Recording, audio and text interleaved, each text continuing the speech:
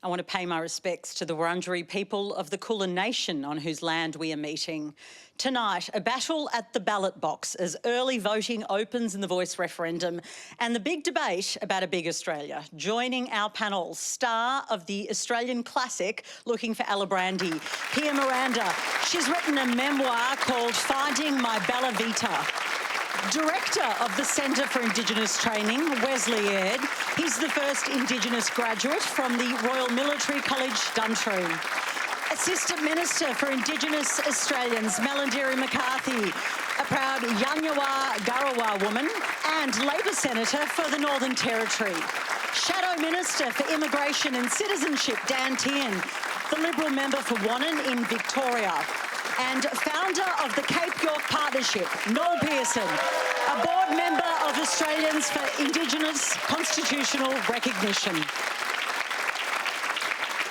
Also tonight, putting the spotlight on costly childcare. Welcome to Q&A.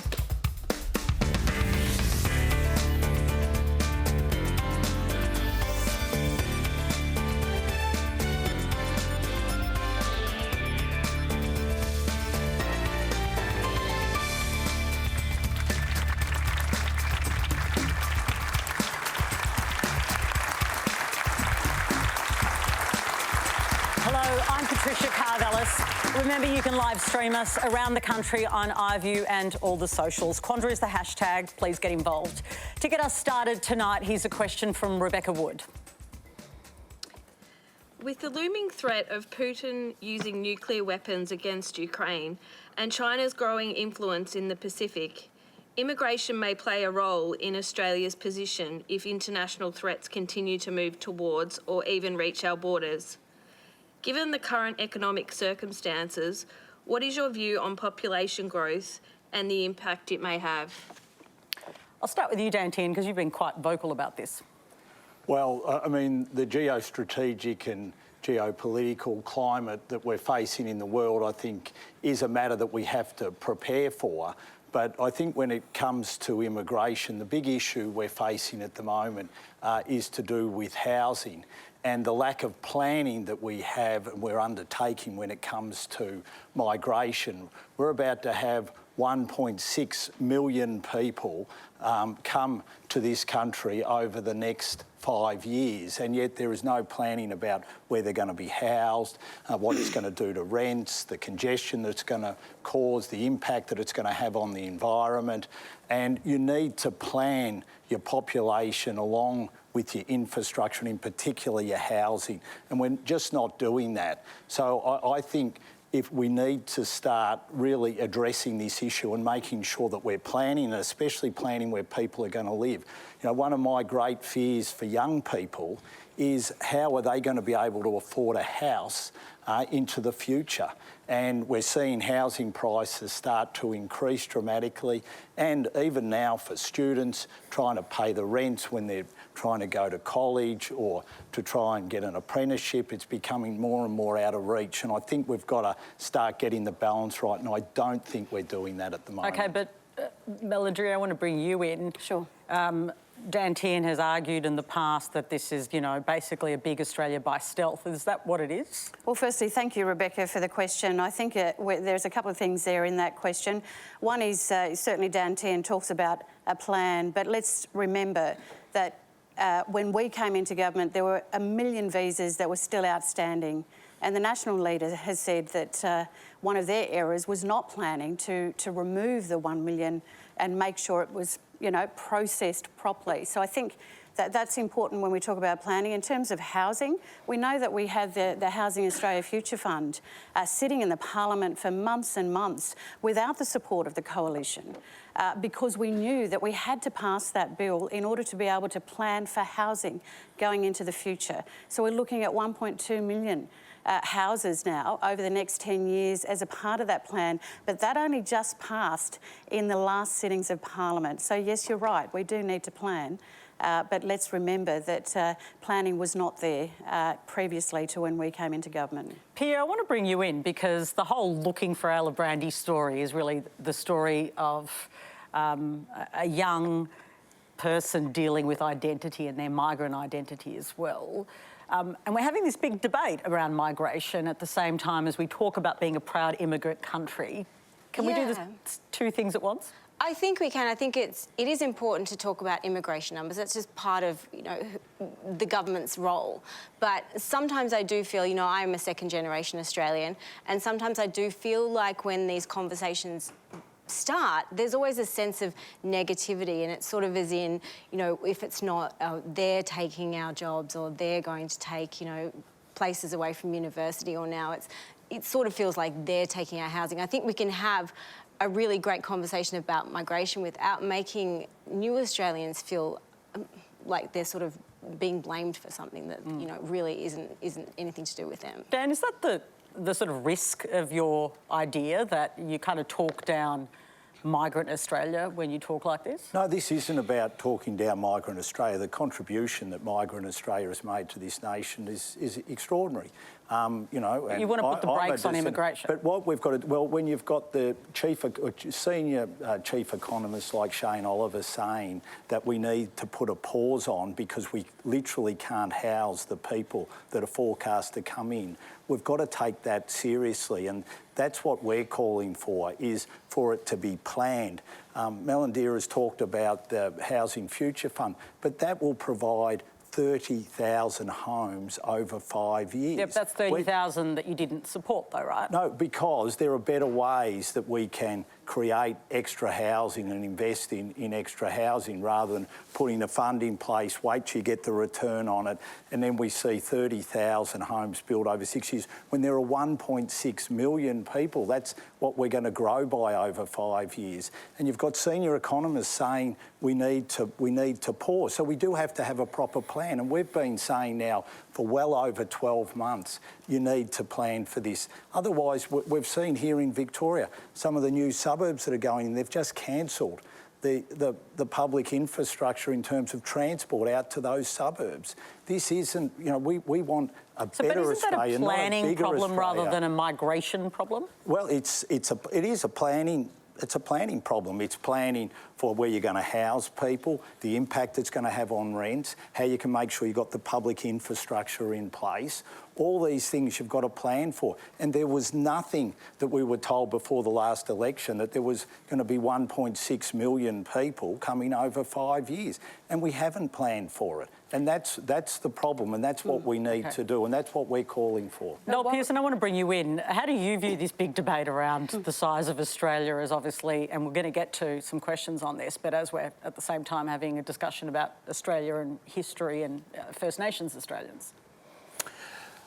I hope that we don't go down the path of many other nations at the moment that are making politics out of immigration. That's my concern with the opposition's statements about this. We should abjure what the Americans have done with immigration and what's going on in Europe. We should have a balanced discussion. I understand both sides of the argument. We shouldn't make immigration a political football for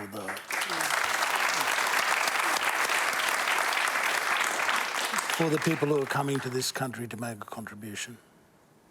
Wesley, is that the risk that we do need immigrants in this country? I mean, we're desperate for skilled workers, for instance. We have some massive shortages and we do need to bring people in still. That when you have this tension around infrastructure and housing, that there is a tension around it that leads to immigrants being blamed. So I think we have to ask why we're bringing them in, and obviously looking for skilled workers is very, very important. We've got to look at what is the pipeline for them to get into the jobs that we're trying to fill, and for some there's a lag while they're ineligible for welfare, while they're waiting to work. That might bring other pressures. But it's such an important thing. I think it was Jeffrey Blaney said that, immigration is everybody's business. It affects all of us. It's a lot of people that are coming to Australia are going to have a significantly larger carbon footprint when they, come into the Australian way of life. But there's a lot of industries that really like immigration. Retail, construction, property developers, they love it. So it's that balance. And I think all of this requires a very mature, very open national discourse. Next, we'll hear from Ian Wren. Today at pre-polling, the no lady giving out vote no information said she was a no because she didn't want to pay reparation and rent. Is this true if yes wins? No. Absolutely not. There's a whole lot of misrepresentations being made about this referendum.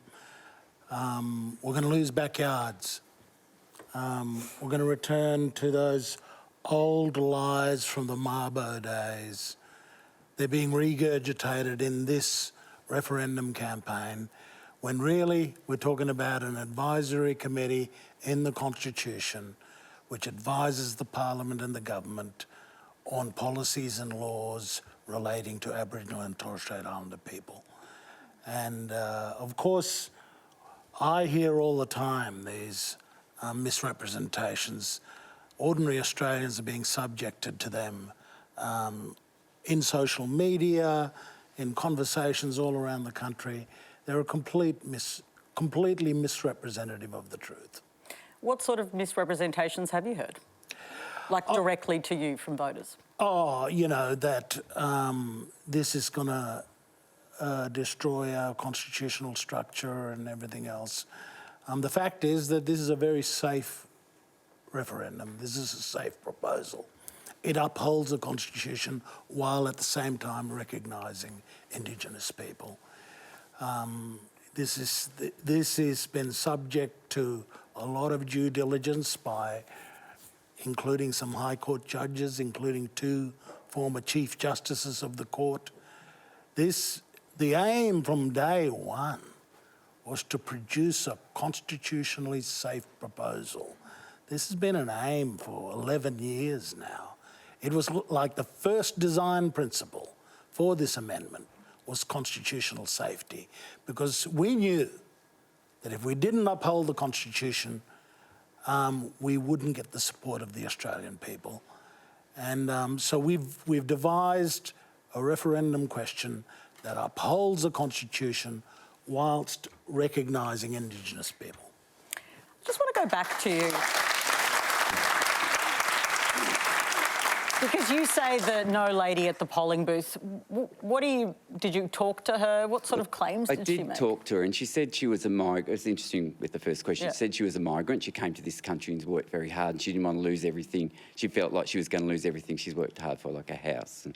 And I know family members also, with the Scare campaign, are saying we're going to have to pay extra rates, $3,500 rates a year. So there is quite a lot of, I guess, fear and misinformation that people, and this lady was genuinely fearful that that was going to happen. Dan Tehan, you're on the no side of the debate. Does it worry you to hear that there are people on booths saying things like that? Look, I think one of the things we've got to do is make sure that we have a respectful debate. This is a significant change to our Constitution. Do you agree that that's wrong, that that's inaccurate? Look, I haven't heard what the lady said, but if what reparations? What we have heard is people on the yes side, but previously have talked about the need for reparations. Now, that obviously gets mixed up, but I think the point and where we deliberately gets mixed up. Well, doesn't it? I mean, I don't know the lady. I don't know the background, I don't know the context of what you're saying, but the point I would make here, and I think this is the really important point, is if we had have had proper bipartisanship right through this process, we wouldn't be at the stage where we are, where we're hearing things, and it's from the yes side and from the no side. If we had had proper bipartisanship, we wouldn't be where we are, and that, I think, is the great shame about the debate at the moment, because if we had had the process, we had had a constitutional convention, if we had have made sure that both sides of the major political parties, and we knew this and the Prime Minister should have known this, the Labor Party have put forward 25 changes to our Constitution. It was a process that your previous government had. But this is an important point, Patricia. The Labor Party put forward 25 changes to our Constitution. 24 of those have failed. The only one that's been successful was one which had true bipartisanship, which was about giving social security to every Australian. That was the one that was successful. Now, the Prime Minister knew that, and he should have proceeded with caution to make sure that we had bipartisanship, that we had both sides of politics in a position where they could support this. But Dan, if you have the National Party walk away even before any conversation began, the idea of a bipartisan approach was completely out the window because the Nationals walked even before any of this process began. So let's not lose some history here. You know, once they walked away, that made it enormously difficult. And let's even go back further. When Ken Wyatt was the Minister for Indigenous Australians, he took to your cabinet twice, the direction that your cabinet should go in supporting the Uluru Statement from the Heart, through the reports by Professor Marcia Langton and Tom Calma. So this journey has been quite a long one for First Nations people. And I do think that Australians need to keep in mind that people walked away from this well before the process began. And of course we would have wanted bipartisanship, there's no doubt about that. And we still do. It's still not too late for them to turn around now and vote yes. I want to go back to the question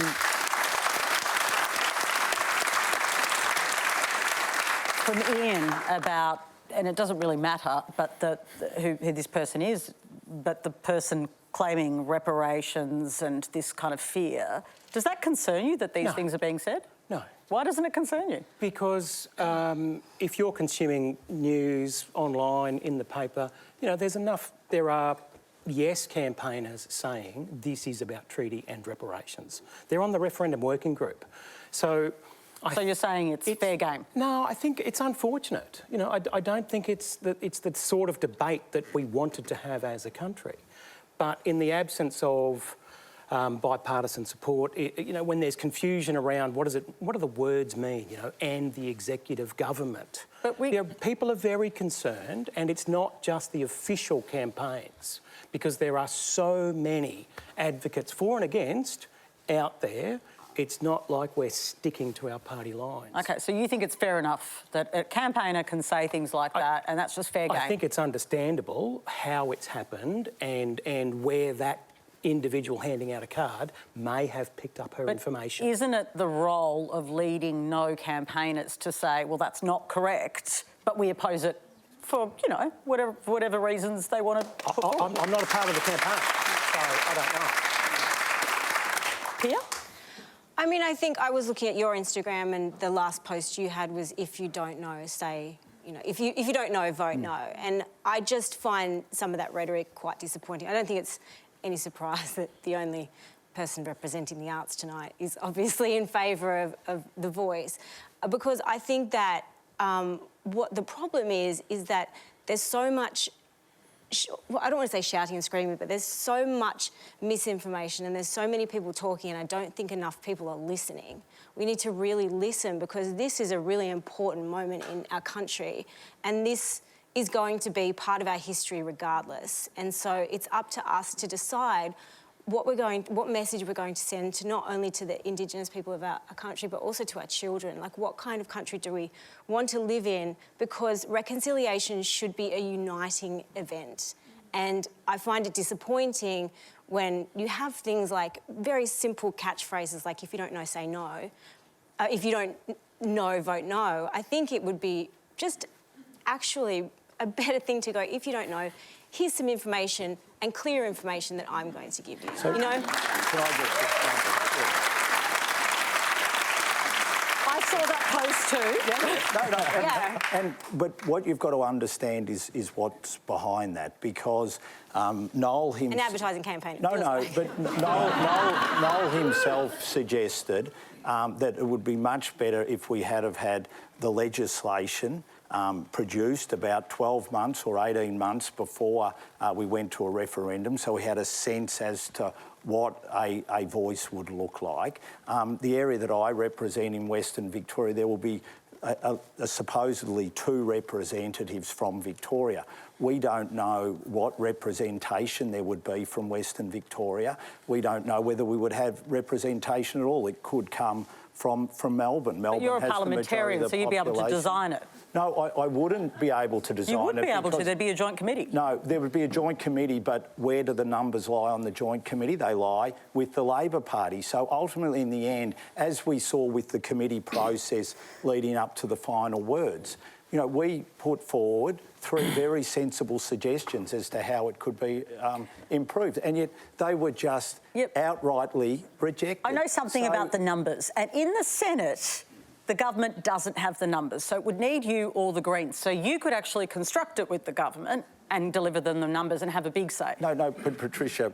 that is the numbers. No, the numbers on the committee are very different to the numbers in a Senate. But to get it through, the structure, you would have a lot of power in the Senate. Well, I mean, you have power in the Senate ultimately if you have the numbers in the Senate. Now, we don't have the numbers in the Senate.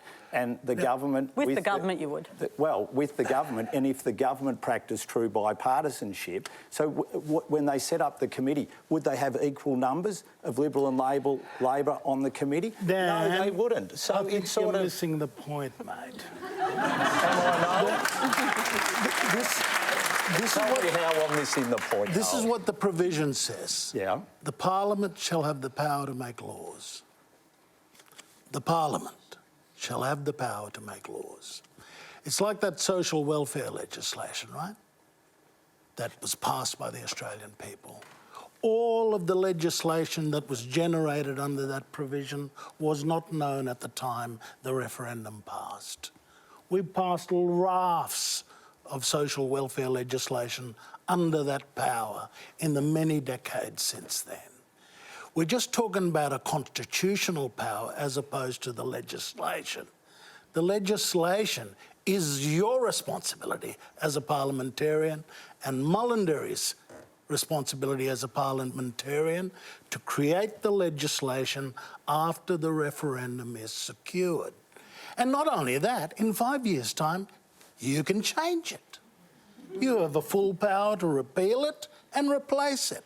That is the role of the Parliament. Parliament's responsible for the details, and that detail is in legislation that you guys pass. So you can propose a model today and say there's going to be 24 members, but you have a complete ability in 3 years' time to reduce it to 18 or increase it to 32.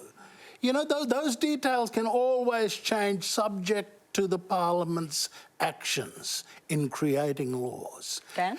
You're conflating the creation of legislation with the adoption of a constitutional referendum. So, Noel...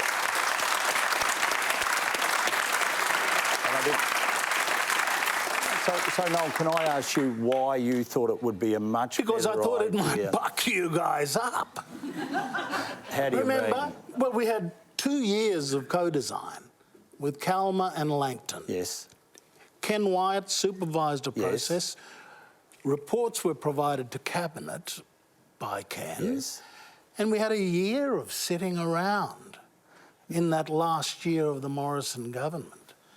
And I thought, well, you know, to buck you guys along, maybe we should be working on a bill. But any bill that would have been created would just be a model, just a proposal. The only real voice is the one passed by the Parliament. And we'd have to get through Senator Hanson, the Greens, everybody, LNP would have a role in there.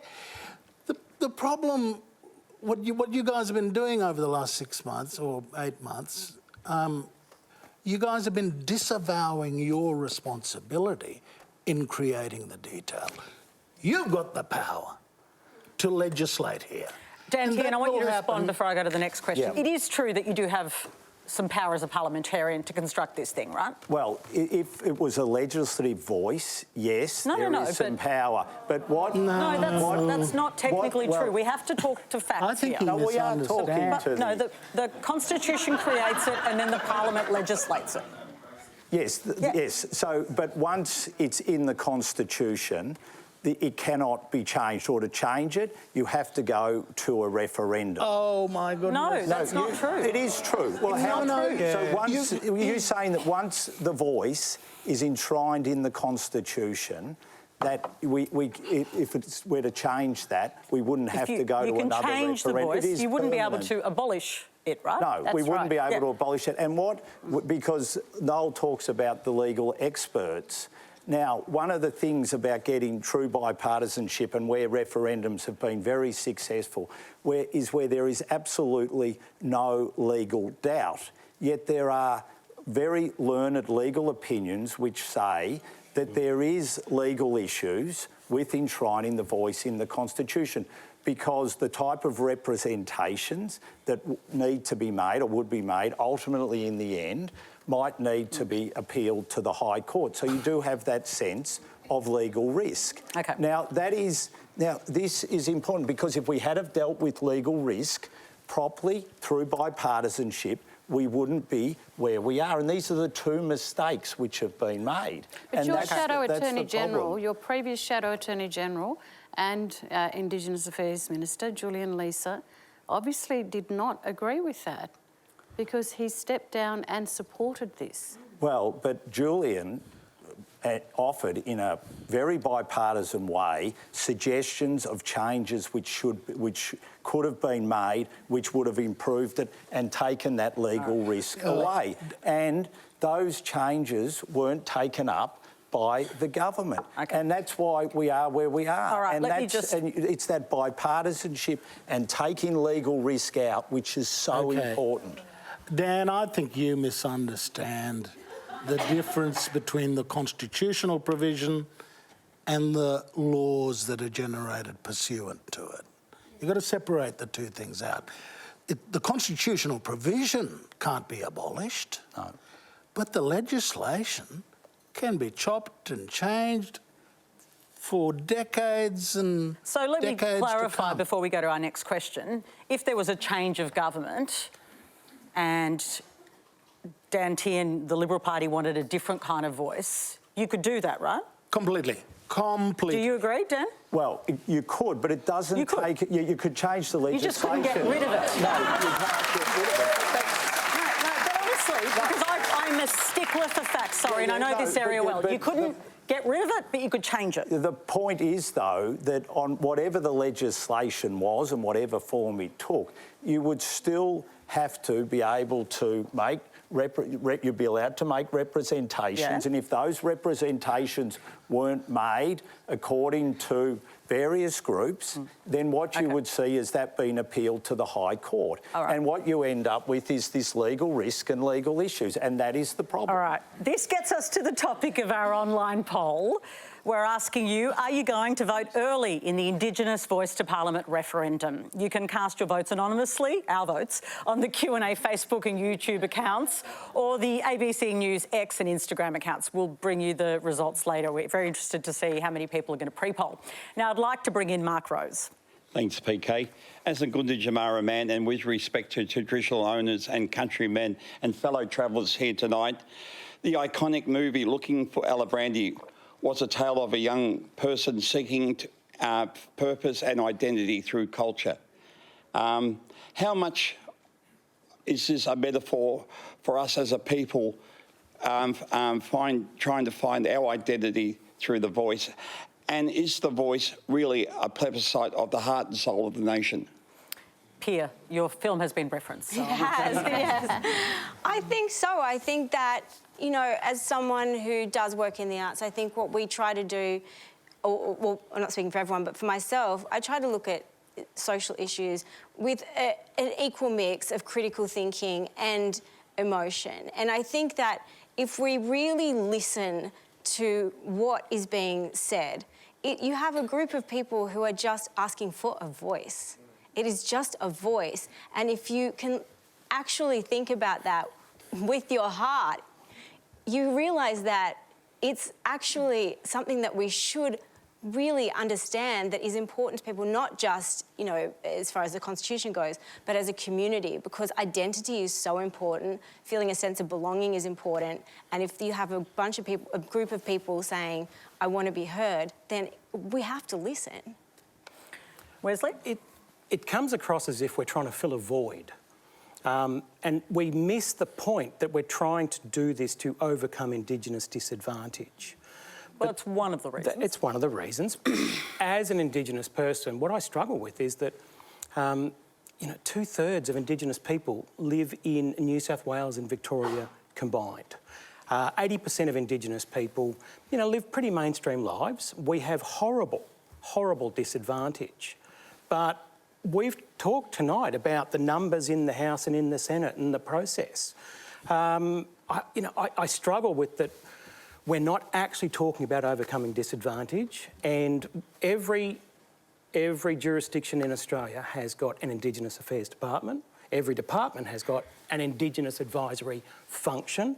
Every big corporate has got, you know, like a reconciliation action plan or something. Sure, but this is about Indigenous Australians deciding who their representatives are. You were, when I first met you, you were an advisor to John Howard. Yeah, well, you were hand-picked as an Indigenous advisor, so you got to give him advice about Indigenous affairs. But and here's the funny thing. He chose you. When I was on that council, we were asked by the then Secretary of Prime Minister and Cabinet, where do we want to be in 10 or 15 years? And we all said unanimously, not here, out of a job. What the Voice is going to do is going to lock disadvantage into the Constitution in perpetuity. And I really struggle with that as an Indigenous person. You think it will do that? If it's set up to make it so that we always have this, way to express our issues. Personally, I think it would make more sense to fund need over race, and we could find other ways to value. Indigeneity isn't race. How is it not? It's peoples who pre-existed colonisation. You're going to have to explain. I'm sorry, I don't. There are blonde and blue-eyed Indigenous people in the Arctic Circle. We're not in the Arctic Circle. It doesn't matter. This is a constitutional alteration for Aboriginal and Torres Strait Islander people. Whether there were peoples who pre-existed colonisation by the British, they were Aboriginal and Torres Strait Islander peoples. They were. Yeah. And it's a recognition of that historical truth. Okay. So the races we're talking about are Aboriginal and Torres Strait Islander. The recognition is not just about disadvantage, it's about our languages, our culture, our history. But it's also about how mainstream we are and our contribution to the country. Of all of the good things we can contribute to the country. It's not just about disadvantage. I hope the day comes very quickly when we're over our disadvantage. So we won't need a voice then? And why would we not?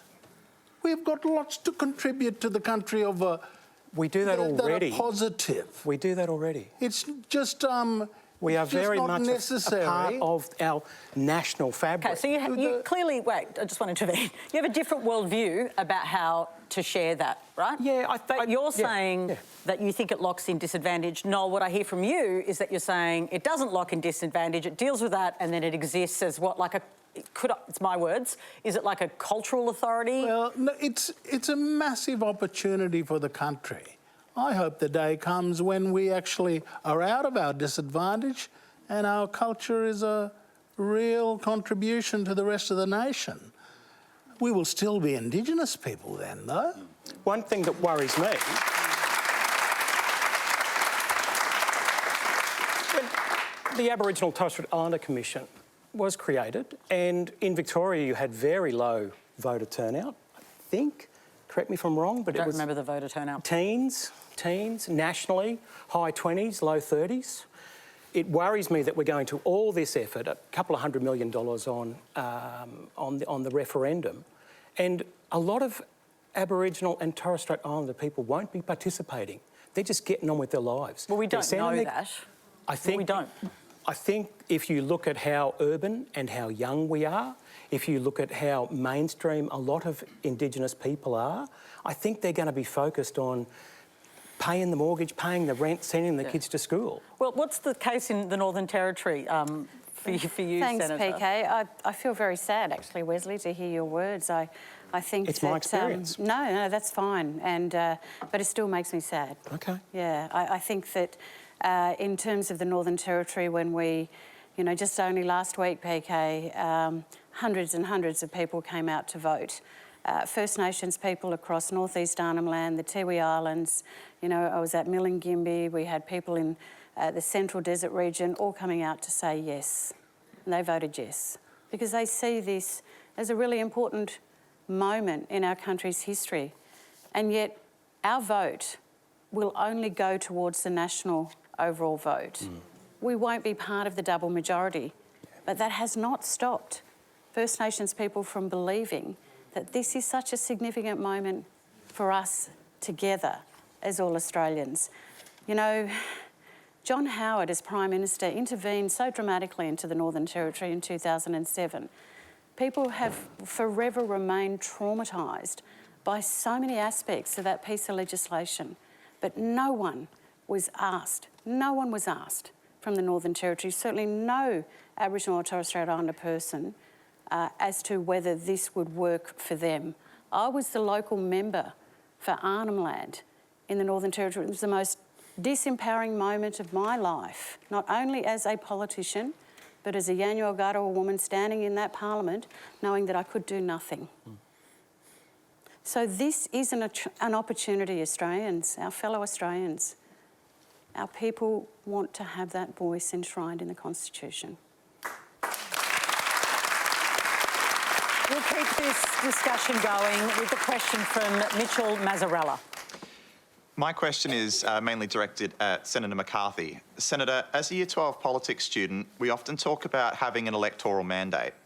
If the Australian people reject the voice at the upcoming referendum, will you, as the Assistant Minister for Indigenous Australians and a member of the government, legislate the voice into existence in defiance of the decision of the Australian people?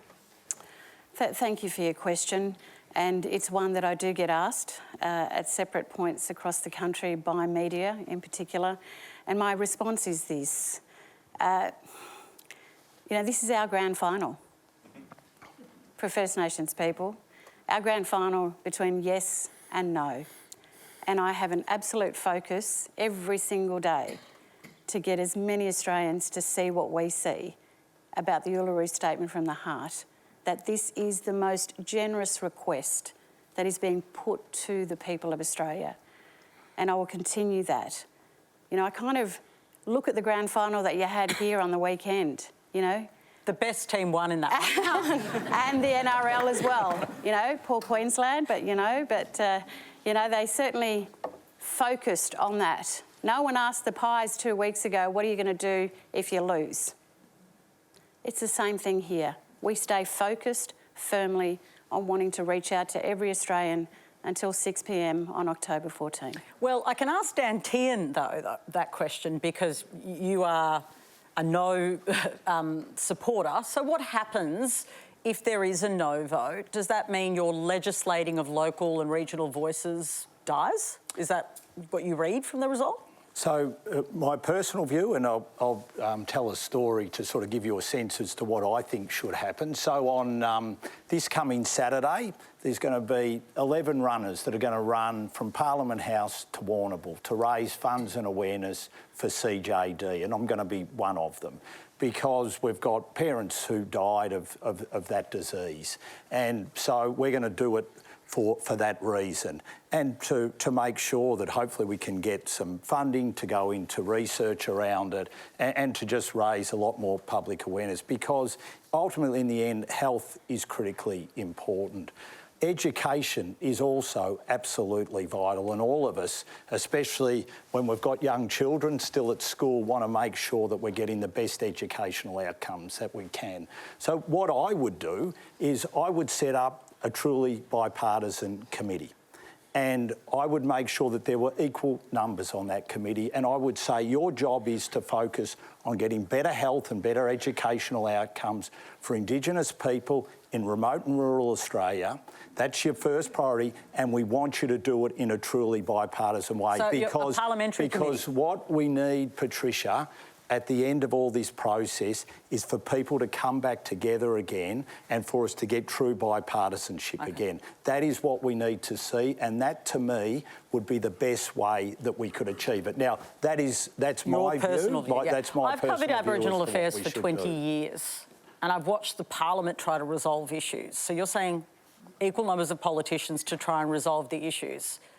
It's never worked before. Well, Why would it work now? Because we need bipartisanship to get the outcomes. And not only that, what we need to do is make sure that that committee travels to regional and rural and remote Politicians Australia. have travelled for years. They do, but we've got to get them on the ground for serious periods of time in a bipartisan way. That is how you would solve. That's how you solve for this issue. And ultimately, in the end, that's how you could then begin to progress things. Without that, you just end up with this toing and froing, and that's where we need to get back to. Wesley, would that solve it? I mean, we've watched politics. It wouldn't, would it? No. As I said before, fund need, not race. When you create rules around race, I think that then creates, you know, we've had some numbers thrown up that of the 800,000+ Indigenous Australians, some people believe up to 200 or 300 are not quite who they say they are. That's been out there. So I think it creates an issue. Where's that number from? Susan Ingram, who was on SBS. Well, I can't fact check that, sorry. It can be done online, but yeah, check that. I don't believe it myself. I think the number would be lower, much lower. But it is an issue when you are creating an identity-based scheme, and it financially incentivises people, and I do have an issue with that. Okay, Noel, just final word to you before we move on. You've long argued for needs-based responses rather than just being linked to indigeneities. Can you just explore how you're... I'm just trying to work out... A lot of assistance already is. Yeah. Aboriginal study grants are means tested, like AusStudy is. There's this great imagination out there that Aboriginal people just get loads and loads of welfare. We get it on the same basis as everybody else, and much of it, like the education study grants, are means tested. So the Aboriginal middle class doesn't get anything out of AbStudy. It's means tested like AusStudy is. So I'm in full support of, you know, when Aboriginal people do good and they rise up in the middle class, they should only access entitlements on the same basis as other Australians. It just makes sense. If you're just joining us, you're watching Q&A live with Pia Miranda, Wesley, Malarndirri, McCarthy, Dan Tehan and Noel Pearson. Lots to get to tonight. Here's Darren Zhang. So I'm a teacher in a government school. When will the government finally fully fund public schools? And why is the government pouring money into private schools when public schools are not properly funded?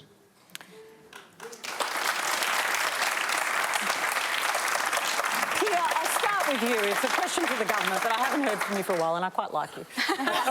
Thank you.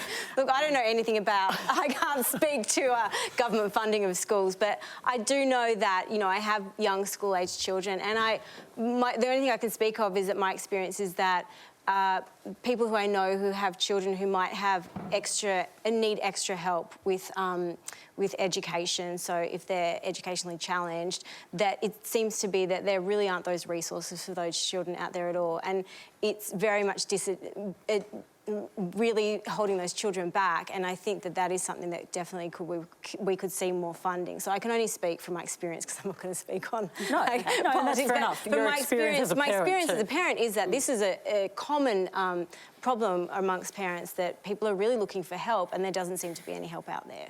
I think that is very common in the parent community. Malarndirri? Yeah, thanks, PK. Thanks for the question.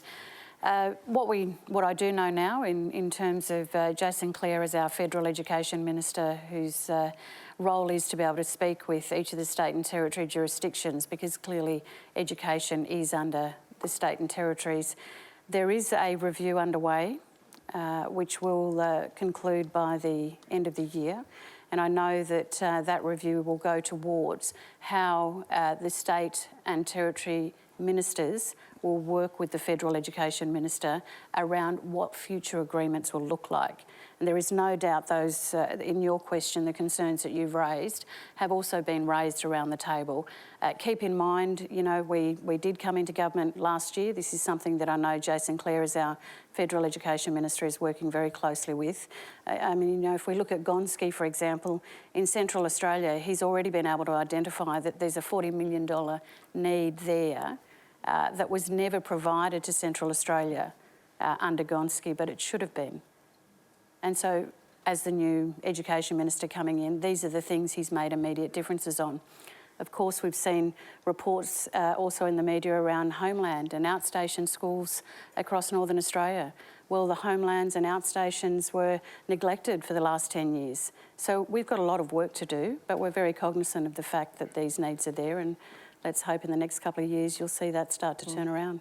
Dan Tehan, you're a former Education Minister, so you know the space. Do you think this is a growing inequality that we should be addressing? Well, I think the biggest issue that we have in this country is actually making sure that we're teaching the fundamentals to our children. And I think that's the thing that we have to focus on more than anything else. Funding... Because, well, if you have a look at what's happened to funding of our schools, both of the public system and the private system, it has gone up. If you have a look at what's happened to the NAPLAN results, they haven't gone up with the funding. As a matter of fact, they've been flatlined. If you look at our PISA outcomes, it's the same. We aren't getting the outcomes for the investment that's being made, and that is the biggest issue that we face as a nation, and that's where we need to put the focus. And it is something that Jason Clare has been talking about, and we absolutely applaud him talking about that. It's something that we talk very much about when we were in government, because if the money doesn't lead to better student outcomes, then it's a complete waste of money. We've got to, and one of the other things we've got to make sure we're investing in is very good teachers, and especially teachers which end up teaching in regional, rural and remote Australia, because we're facing a dearth of teachers in those areas. So they're the really big issues that we need to be focusing on now. Sure, you can always adjust your funding model, and that's what we've done over time. Per student funding rose 34% in independent schools and 17% in public schools. Surely funding matters a bit. Well, funding matters if it leads to better outcomes. If you don't get better outcomes from the funding, and one of the things, and the current government is finding this out, is that we have a mixture of funding from the federal and the state level. Yeah.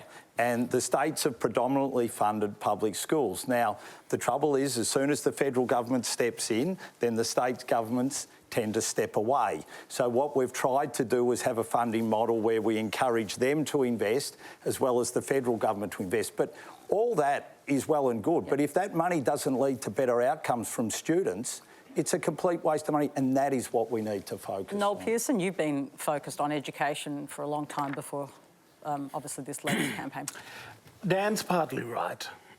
We need to get more bang out of the buck. Increased funding is good, but if we don't strive to get better outcomes from our schools, we're wasting the money. I think that we've got to get onto this, because our kids, Indigenous kids, go to those schools. They're there with poor white kids, they're there with immigrant kids. They're the schools we've got to worry about. So for the Voice in the future, the Voice can't just think about Indigenous education like this. They've got to look at schools, because those schools are where our children are going. And we've got to fix them up so that when they turn up at the school, they're getting a good education. And on a range of issues like poverty. Poverty is not just exclusively an Indigenous thing. It's shared with a million other white fellas and migrants and so on. And if we're going to have a real poverty attack with this voice, if we're going to attack poverty full on, we're going to have to embrace policies across the board that work for everybody in Australia who's living in poverty, not just our people. Now we're going to hear from Peter Allen, who also has a question for us. Thank you very much. Thanks, PK. The recent report by the ACCC on childcare fees raises concerns about the fees in Australia being some of the highest in the OECD. Does the panel believe that the time has come for the federal government to now establish publicly owned childcare centres and charge fees that are affordable and stop the rip-off by some of these childcare companies, some of which are foreign owned? Wesley, I'll start with you. Yeah, I think in Queensland, I'm from Queensland, and we introduced PrEP quite a few years ago because that was meant to be that step between daycare before they got into grade 1. So I thought that was a very good thing. I don't know if it's, around the country, but it was quite positive in Queensland. We also moved grade 7 into high school. I think it's an interesting question because the people that need it are often young families. They've also got mortgage stress, they've got rental issues, they may not be in the peak of their careers, they might actually be somewhere lower down in that earning ladder. So it really does go to what sort of country and which demographic that we're trying to support as they move up and onwards in their career. It's an interesting question. Pia, when your kid turns 5, you can send them to a state primary school. Yeah. But before then, I remember my partner and I had a party the first day. I was so excited.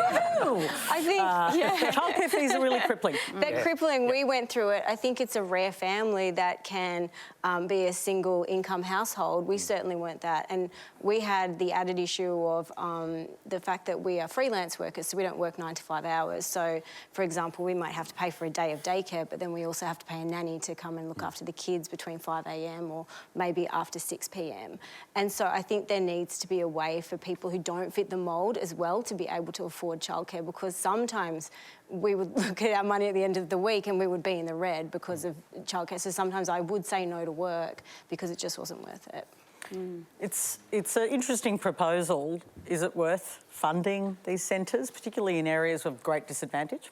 Well, I know the ACCC report is looking at the dates from 2018 to 2022. And clearly our ministers are looking at that also.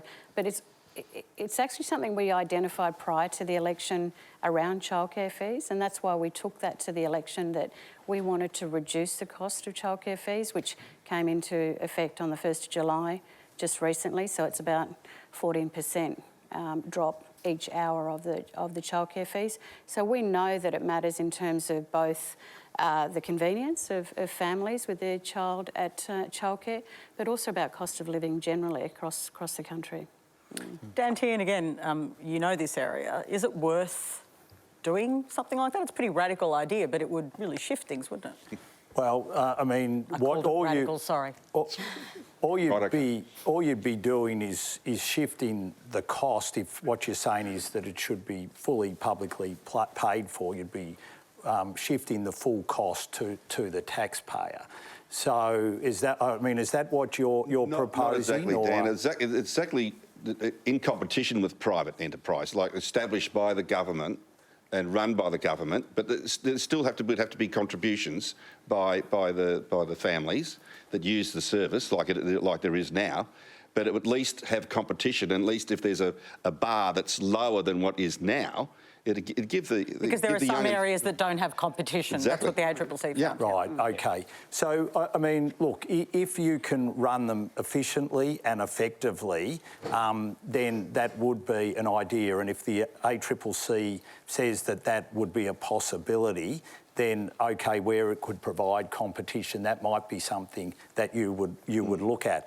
My experience is usually when government tries to run something, they're less efficient at doing it than what the private sector is, because I know the ACCC have also said then maybe we need to look at other measures will keep price caps and such things, which would keep the cost down. The point with childcare is that we need to be able to do something, because it is getting more and more expensive, and the more we tend to subsidise, the more all you see is the costs and parents' out-of-pocket expenses go up. And, you know, one of the things the government is finding that was very easy in opposition, pointing to this, now they're in government, what we've seen is out-of-pocket expenses have gone up 9.6% under this government. So it is a problem that both sides have been trying to struggle with, and I think getting the ACCC to have a proper look at this and to come up with suggestions is important. Now, whether having the government put centres in place and run centres, you'd have to be absolutely sure that the government is going to be able to run them as efficiently, as effectively as the private sector. And experience probably says they won't do that. But where the government can play a role and is playing a role, and where I would encourage the government to keep doing it, is out in rural areas and remote areas where they do block fund centres and they provide childcare, because basically it is uneconomic for it to be provided. I want to bring in Noel. Noel, the report also actually talked about, you know, some of these remote Aboriginal kids again are really disadvantaged when you look at the childcare landscape. Is that the sort of work that the Voice would do as well? Absolutely. The Voice would have a view on those things, absolutely. It's crucial for our communities, and these are the kind of questions that we would seek to gather the views of Aboriginal communities across the country and put them forward to the government and the Parliament. This is the kind of policy engagement that I see the Voice definitely getting involved in. Now to a question from Carissa Manga. So how do we hold politicians accountable to the decisions that they make, which most greatly cost or affect the general Australian, such as Dan Andrews calling off the Commonwealth Games? Well, he sacked himself. So he held himself, no, not for that reason, he just moved on, but yeah. Really interesting question. You're a Victorian, I'm going to start with you. Well, I mean, I don't know how we hold politicians accountable. I'm not doing a very good job with this tonight. I'm trying. You're doing well, Pia. You're doing very well. But, you know, I am a Victorian, and I do think that the Commonwealth Games was a big shock. I have a friend who worked at the Commonwealth Games and they had no idea about it. So I think that something, you know, people do have to absolutely look into what happened there. I think as a Victorian, yeah, Dan Andrews has left, and I don't feel, I mean, we had 2 years of lockdown. It was pretty hard for us here. So I think maybe a change of a fresh face might be a nice thing for the people of Victoria, because we looked at his face a lot on the television. There were very long press conferences every single day. when we'd only walked inside 5 kilometres with the curfew. Noel Pearson, the question though, the heart of it is about accountability and whether politicians are properly held to account. Are they? Are our systems working? Well, in the scene that I'm involved in, I don't think there's much accountability for the results. The results haven't changed a great deal for a long, long time. Dan's mob have been in Parliament for 21 of the 26 years, in government, sorry. 21 of the last 26 years since 1996. And the dial hasn't moved a great deal in Indigenous affairs. Labor's been in for that 5-year period with Rudd and Gillard. And again, you know, I wouldn't say that we changed the dial much in their time either. Politicians aren't accountable for results. You know, we have elections, but for our people, it really doesn't change the accountability matrix for us. We need a voice. We need to hold them to account. Wesley, that is an interesting point. I mean, you asked about Dan Andrews. Obviously, there's also general elections when they're general election kind of issues, Commonwealth Games being a big issue. But when it does come to Indigenous affairs, Aboriginal people are about 3 or 4% of the population. Accountability becomes a bit different then, doesn't it? You don't have a lot of political muscle. No, not a lot, but it is very central to the fabric of the nation, and people genuinely want to see better outcomes. So I think we've got a pretty good support crew barracking for us. I just want to go back to the Dan Andrews comment, which I think is a good one. A very good friend of mine said, politicians are volunteers, but their families are conscripts. And I think that when we might get some, concurrency. It is really tough. You are trying to be in the public all the time. You are trying to raise a family. You're trying somehow to be normal. I'm going to go out on a limb here and say I don't think we pay our politicians enough, because we're not attracting, those that then go into... There's 2 politicians next to you, Wesley. That then go into private sector and earn a whole lot more. So, maybe we're getting some financial conscripts as politicians. Obviously not these 2. Oh, clearly not. We don't insult our panellists here. But I think that we expect so much from our politicians. We really do. And maybe they just get burnt out. Quick comments from the politicians. Well, are you being held to account? I would say that, general elections do matter. Certainly in terms of the Northern Territory, I was a local member for 2 terms, and then, the local people, First Nations people, kicked me out. And not just myself, but our government at the time, because they were unhappy with what had happened, both with the intervention, which they saw they needed to hurt someone, and also with, at the time, some local reforms around local government. So I think, in terms of my journey, yes, I think the general elections hold us very accountable. But perhaps at the federal level, if you look at other things, you do have within the parliamentary system processes where politicians are held to account as well. By each other, by their peers. I know that sounds weird, but it does work on occasions. And then you have, obviously, royal commissions, which we've seen most spectacularly this year, politicians held to account. And now you have the National Crime Commission as well. So let me tell you, there is certainly a lot of paperwork we need to do, whether it's with our travels, our families, our conflicts of interest or purported conflicts of interest. I do believe that there is quite a thorough process there, but I know for ordinary Australians you might not think so, but I hope that helps give a bit of insight. Well, I like the way you said that, and I lost. Yeah. So, and Dan, you lost the last election too, at a government level, not your seat. We did, and I've got to say, every 3 years as a House of Reps member, you go before your electorate and you're held to account. I think one of the issues that we struggle with as a nation are holding people to account, and I think when it comes to Indigenous affairs, there's an issue here and in other areas as well, is where you have different tiers of government that are responsible for different issues, and trying to get accountability across tiers of government, I think, is very difficult. For us, especially federally, we have the media that holds us to account as well. I mean, after tonight on Q&A, I will get plenty of feedback, I can tell you, on my social media about my performance.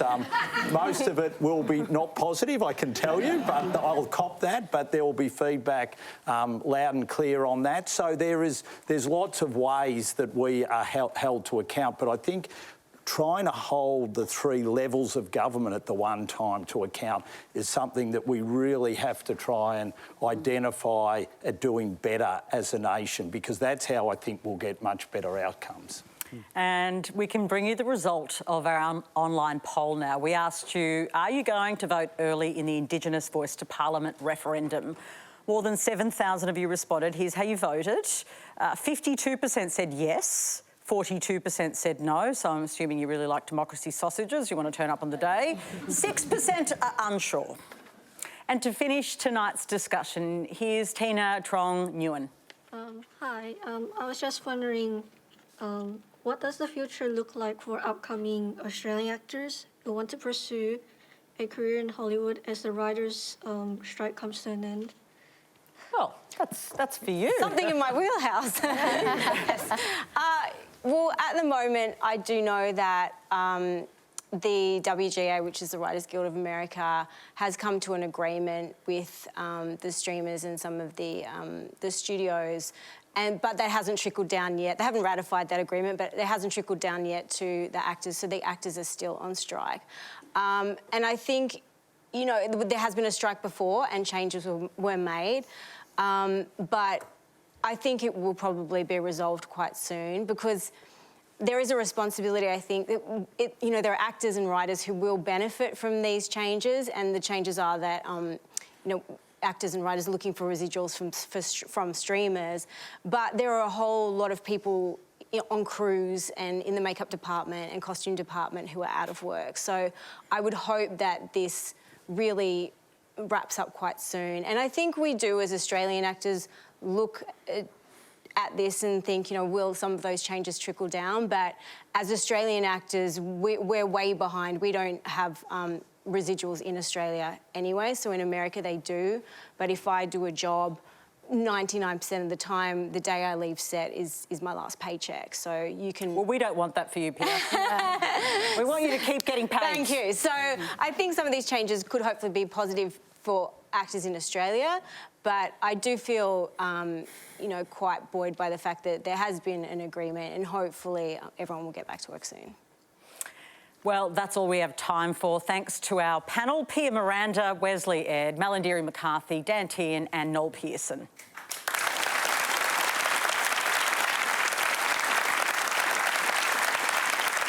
Thank you for sharing your stories and your questions. Next week, I'll be with you live from Adelaide, joining the panel South Australian Premier Peter Malarndirri, Indigenous Affairs Minister Linda Burney, Liberal member for Sturt James Stephens, Indigenous artist Sally Scales and actor Natasha Wanganeen. And on the screen, you can head to our website to register to be in the audience. We have a fantastic theatre organised. I'm very excited to meet all of the South Australian people there. Hello, Adelaide. Good night.